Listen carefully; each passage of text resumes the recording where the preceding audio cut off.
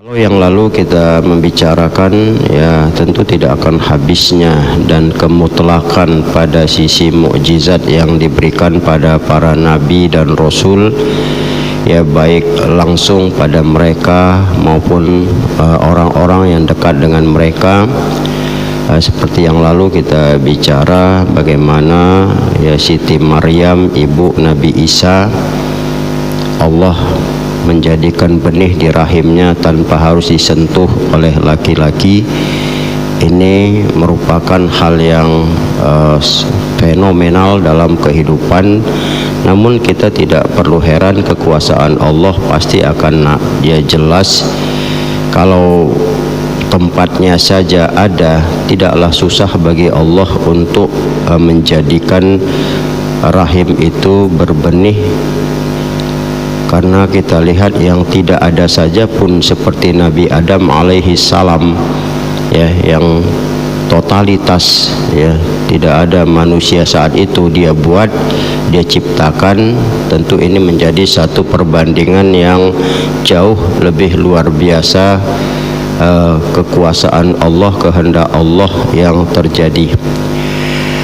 Pada pagi hari ini kita coba mengangkat terutama dalam Al-Quran, ya banyak sekali tanda-tanda kebesaran Allah, istilahnya ayat-ayat Allah yang bisa kita tanamkan untuk menjadi keyakinan yang lebih kuat terhadap Allah Subhanahu wa Ta'ala.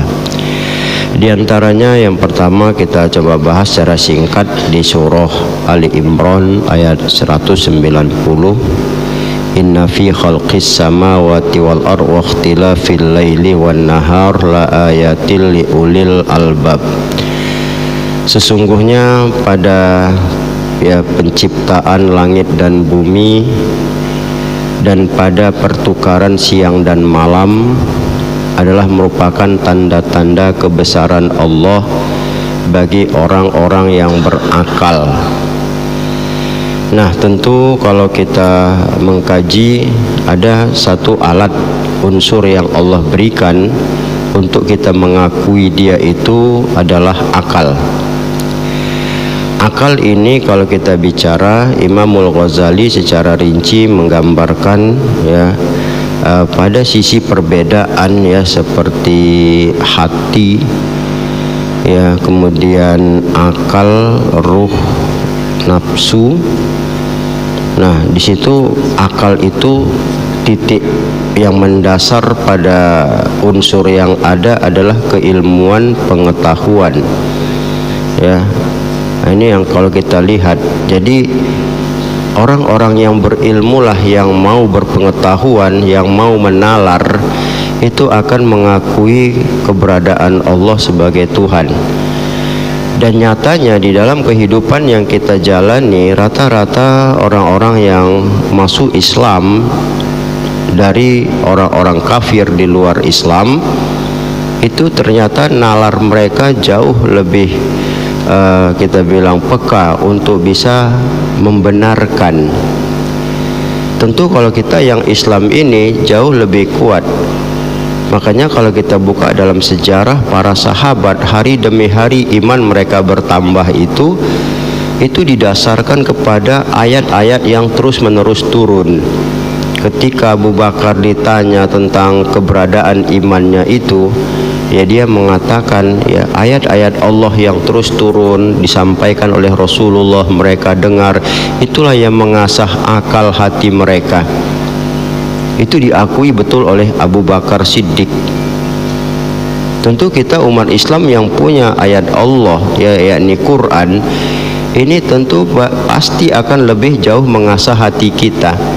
Tapi kenapa terjadi sekarang ini kemerosotan pada sisi yang ada?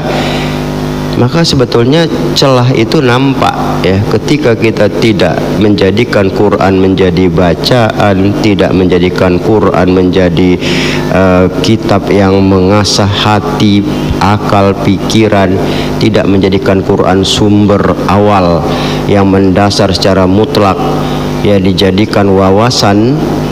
Ini jelas kita sudah dapat ya menangkap kenapa terjadi pergeseran nilai yang ada. tidak lebih tidak kurang, itu jauh dari Al-Quran, itu jelas ya, jauh dari Al-Quran. Ini akan berat untuk menjadi orang yang baik, malah menjadi orang yang menentang. Makanya para ilmuwan meneliti terus sampai detik dan saat ini yang tidak berhenti, sampai mereka menaklukkan ruang angkasa. Kita bilang mau tahu pertukaran siang dan malam penciptaan langit dan bumi ini sebenarnya ada apa di dalamnya. Ternyata ya hal-hal yang kecil membuat mereka itu masuk Islam. Dan banyak ya kalau kita lihat kejadian-kejadian yang mereka teliti begitu jauhnya, akhirnya mereka menyadari semuanya dasarnya bermuara kepada nilai-nilai Al-Quran. Ya, Dr. Smith, ya Profesor Dr. Smith yang masuk Islam meneliti dedaunan yang di Quran dikatakan sabbahalillahi ma fis samawati wa ma fil ard. Ya, bertasbihlah apa yang ada di langit dan di bumi. Ternyata saking seriusnya dia tuh sempat dia mendengar ya dedaunan itu bertasbih, dia masuk ke dalam Islam. Ini menunjukkan sama kita ya, kesungguhan itu Allah akan tunjukkan akan kebesarannya. Bahkan kita lihat fenomena alam kadang-kadang bisa ya berwujud nama Allah ya di pepohonan, di dedaunan, ya di langit, ya dengan awan yang ada dan sebagainya. Itu menulis awan di langit kalimat Allah itu kan bukan hal yang, siapa yang bisa ke langit sana cobalah. Pesawat saja pun masuk awan bergoyang dia, ya bergetar dia di situ kan, apalagi awannya gelap. Bagaimana membuat awan yang tadinya lembut, halus, putih, lama-lama menghitam, lama-lama pekat, menimbulkan petir. Itu di surat Ar-Ra'd lengkap dia. Nah, makanya kalau kita lihat apa yang terjadi pada tanda-tanda kebesaran di langit dan di bumi itu tidak lepas dari Allah. Para ilmuwan hanya membuat teori-teori saja. Kenapa bisa terjadinya hujan, penggumpalan awan yang terus sampai titik kulminasi? Ya itu terserah. Tapi nyatanya betul, Allah menjadikan sahab ya, awan itu ditiup oleh angin. Itu di Quran ada, malah di Al-Baqarah itu. Maka terjadilah dia gumpalan, akhirnya turunlah hujan, menumbuhkan. Nah, ketika mereka melihat hal tersebut, ya mereka masuk Islam. Ternyata teori itu di Quran sudah ada. Teori itu lahir ya dalam kurun waktu abad ke-6, 571 itu kan abad ke-6. Mereka membikinnya abad ke-17, abad ke-18.